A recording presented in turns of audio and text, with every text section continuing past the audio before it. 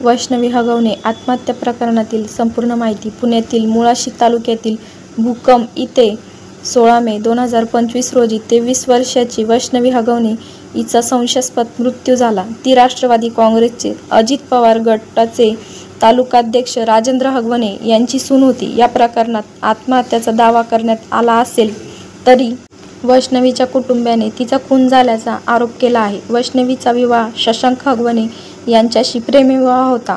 लग्नाच्या वेळी तिच्या कुटुंबियांनी 51 तोळे सोनं, 7 किलो चांदीची भांडी आणि फॉर्च्युनर कार दिली होती. तरीही सासरच्या मंडळीकडून तिच्यावर सतत हुंड्याची मागणी केली जात होती. वैष्णवीच्या वडिलांनी सांगितलं की तिच्या सासरच्यांच्या मंडळींनी 2 कोटी रुपयांची मागणी केली होती. तिच्या नंदेने तिच्यावर थुंकले आणि तिला मारहाण केली.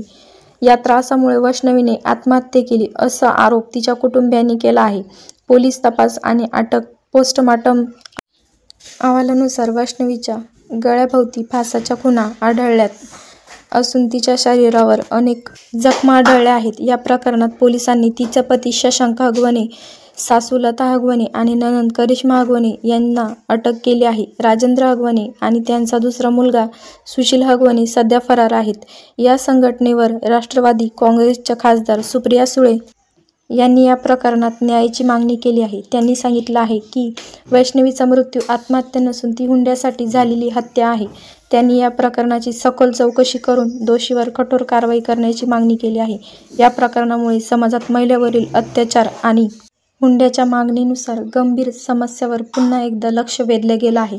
वैष्णवीच्या मृत्यूने संपूर्ण महाराष्ट्रात खळबळ उडाली आहे. तिच्या कुटुंबियांनी न्याय मिळावा अशी मागणी होत आहे.